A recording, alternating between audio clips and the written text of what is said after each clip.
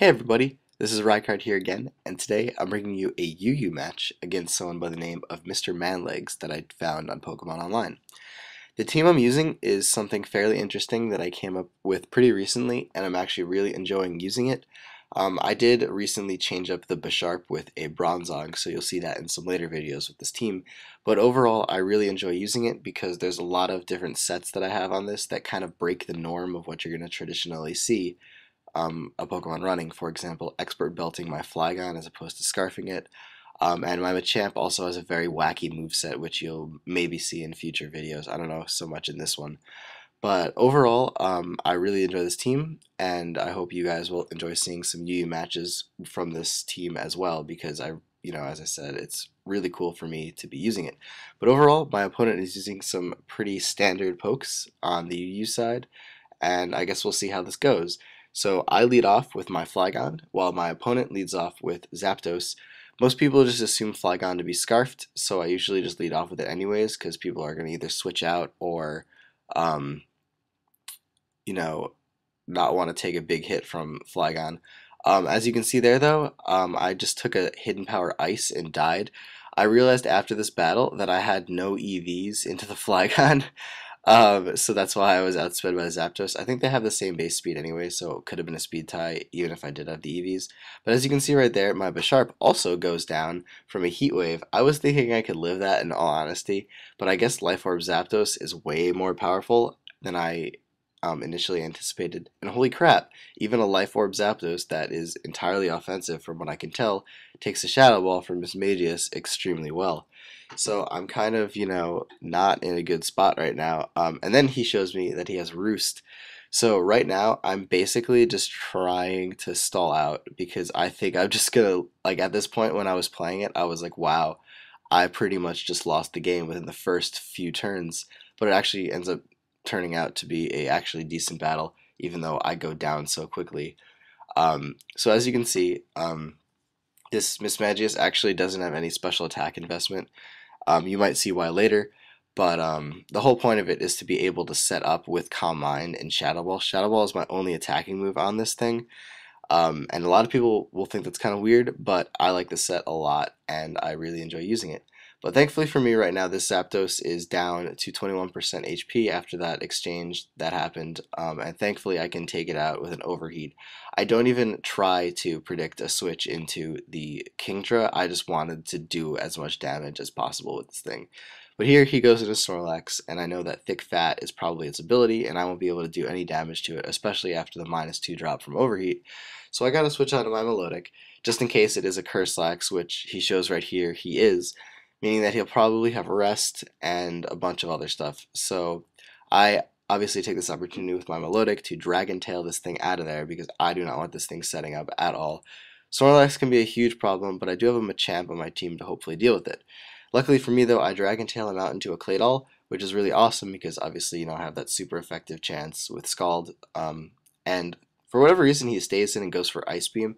I think that might have been a misclick. I think he knew that he could live a Scald from a Milotic and he wanted to go for Stealth Rock, but it ended up not really mattering anyways because I don't switch that often in this battle once we get to this point where I lost 3 Pokemon in a row.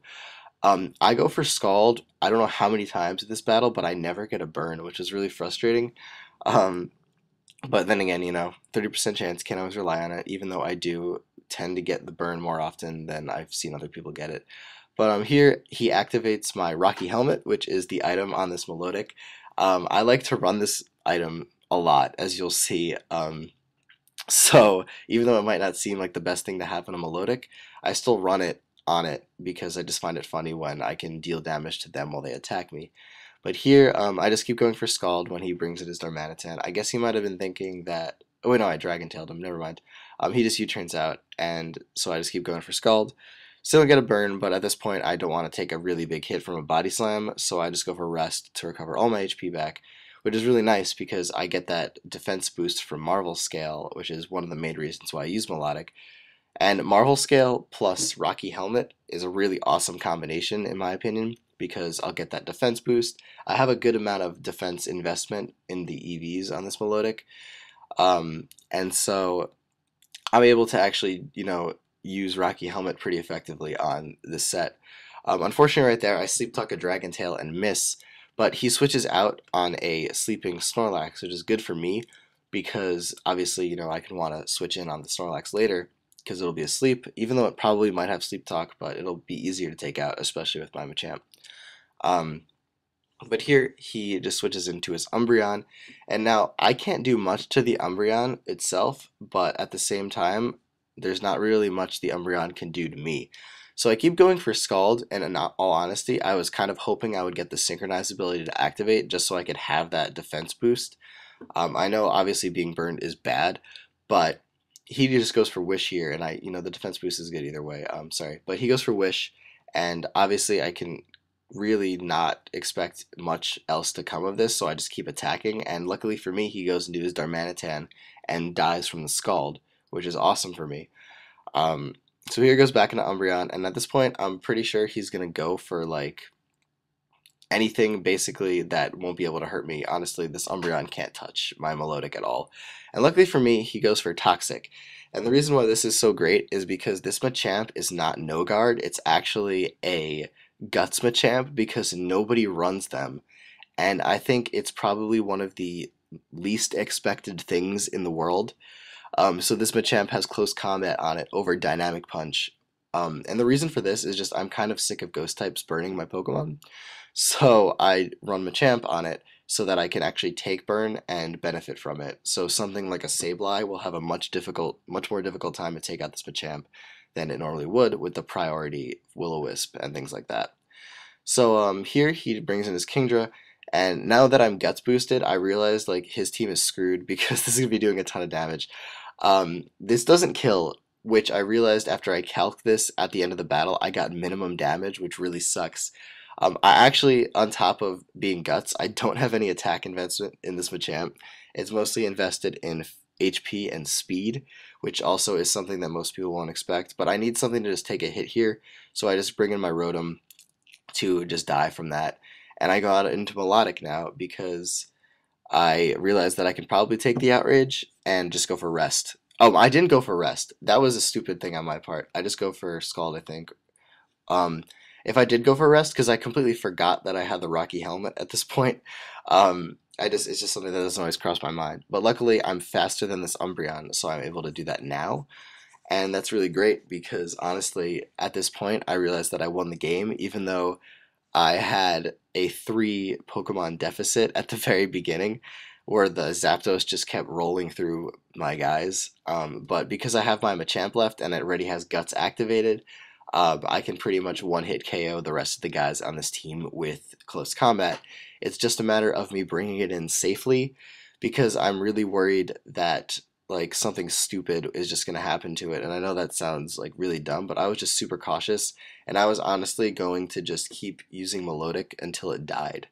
But eventually I find a safe place to make a switch because Umbreon's only move, I'm guessing, which I realized actually is its only attacking move, is Payback, and obviously Machamp resists that being a fighting type.